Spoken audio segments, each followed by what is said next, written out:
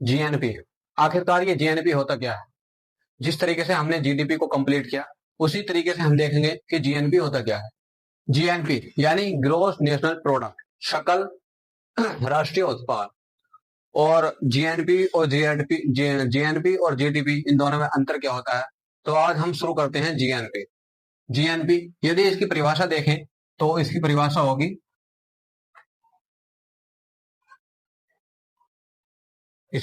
होगी, किसी भी अर्थव्यवस्था में, किसी भी अर्थव्यवस्था में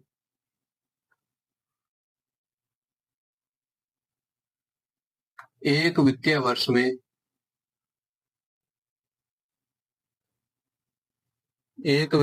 में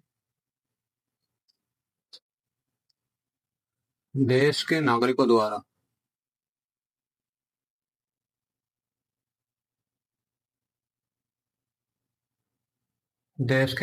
द्वारा उत्पादित अंतिम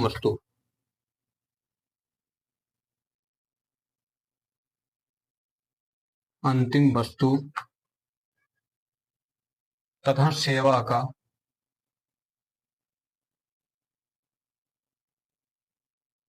मौद्रिक मूल्य।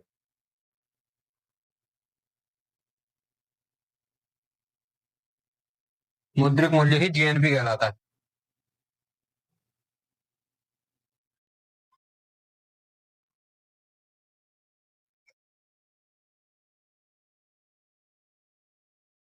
ये तो ही जीएनपी की परिभाषा।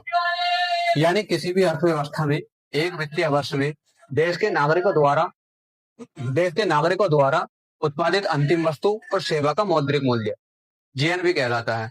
यदि जीडीपी की परिभाषा देखें तो जीडीपी में और जीएनपी में यही फर्क है कि जीडीपी जो है संपूर्ण, यानी उसमें इसमें जीएनपी में केवल देश के नागरिकों की बात करता है, जबकि जीडीपी में देश के नागरिक नहीं, चाहे नागरिक देश के हों चाहे विदेश के हों, यदि उनका जो प्रोडक्ट उत्पादन होता है वो हमारे देश की घरेलू सीमा के भीतर होता है तो उसे जीडीपी कहा जाता है। जबकि केवल देश के नागरिकों द्वारा वस्तु और सेवा का मौद्रिक मूल्य यानी वस्तु का उत्पादन किया जाता है तो उसे जीएनपी कहा जाता है। ये तो हुई हमारी इसकी परिभाषा। अब देखते हैं कि जीडीपी और जीएनपी में क्या अंतर होता है। क्या ये दोनों सेम होते हैं या अलग अलग होते हैं? तो जो जीडीपी होता है, जीडीपी जो होता है वो भौगोलिक अवधारणा है। ये भौगोलिक अवधारणा है जिसमें जो देश की घरेलू सीमा से संबंधित है, देश की घरेलू सीमा से संबंधित होता है। यानी जीडीपी भौगोलिक अवधारणा है जो घरेलू सीमा है, देश की घरेलू सीमा से संबंधित होता है। और इसमें जो है देश के नागरिक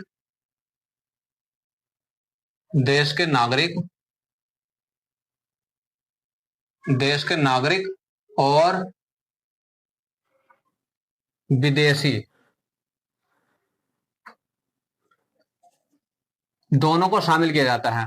यदि उनकी जो उत्पादन जो उनका उत्पादन देश की घरेलू सीमा के भीतर किया जाता हो, यानी जीडीपी भौगोलिक अवधारणा है जो देश की घरेलू सीमा से संबंधित है और इसमें देश के नागरिक और विदेशी दोनों को शामिल किया जाता है। और ये तो हुआ हमारा जीडीपी।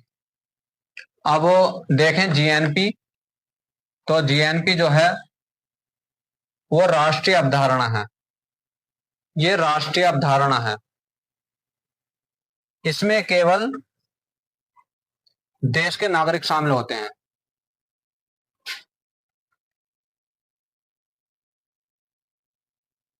देश के नागरिक शामिल किए जाते हैं। यानी जीडीपी जो है वो भौगोलिक अवधारणा है, इसमें जो देश की घरेलू सीमा से संबंधित होता है, इसमें देश के नागरिक और विदेशी दोनों की आय को शामिल किया जाता है। यानी एग्जाम्पल के तौर पे देखा जाए तो जैसे हमारे देश से कोई कंपनी जाती है विदेशों में जाती है और विदेशों में स्थापित होकर आय अर्जित करती है, तो उसे भी शामिल किया जाता है। और यदि रिवर्स में कोई विदेश की कंपनी हमारे देश में आती है और वो हमारे देश से आय अर्जित करती है तो उसे भी शामिल किया जाता है। ये तो हुई जीडीपी, यानी जीडीपी में इन दोनों को शामिल किया जाता है। जबकि जीएनपी में ऐसा नहीं होता।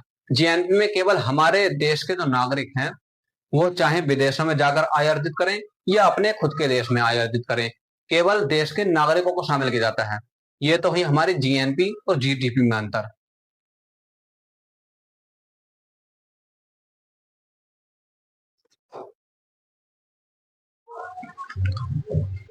कि भारत में क्या ज्यादा है, यानी जीएनपी अधिक है, यानी जीएनपी अधिक होता है या जीडीपी अधिक होता है। तो आपकी जानकारी के लिए बता दें कि भारत में अधिकांशतः यानी अधिकांशतः जीडीपी अधिक होता है, क्योंकि यहाँ जो भारत में जीडीपी अधिक होता है, जीडीपी अधिक होता है जीएनपी की तुलना में।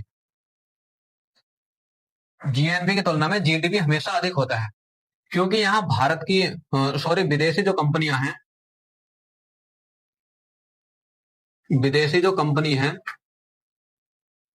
वो हमारे देश में अधिक आय अर्जित करती हैं, जबकि देशी कंपनियां जो हैं, देशी कंपनी विदेशों में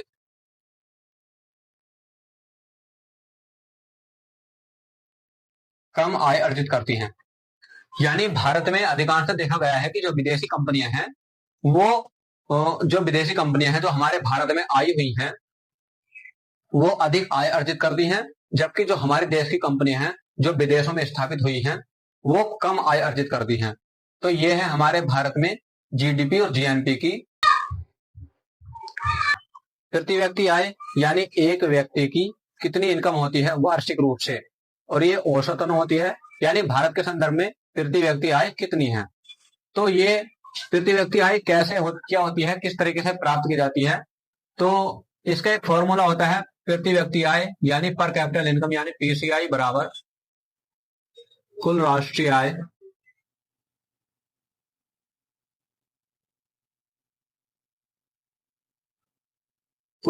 आय अपॉन कुल जनसंख्या।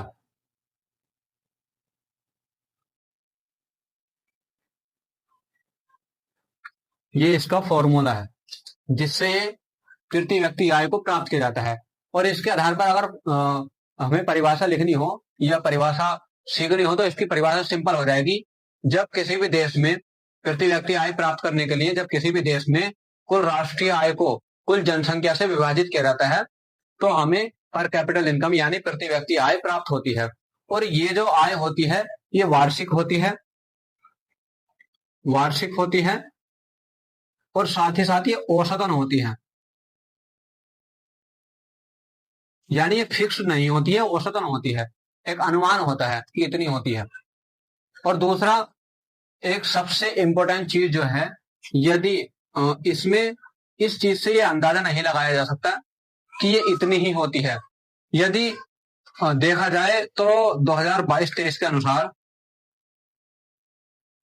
2022-23 के अनुसार ये जो थी वो 1,72,000 थी। ये 1,72,000 थी 2022-23 के अनुसार। पर कैपिटल इनकम जो थी वो भारत में 1,72,000 थी।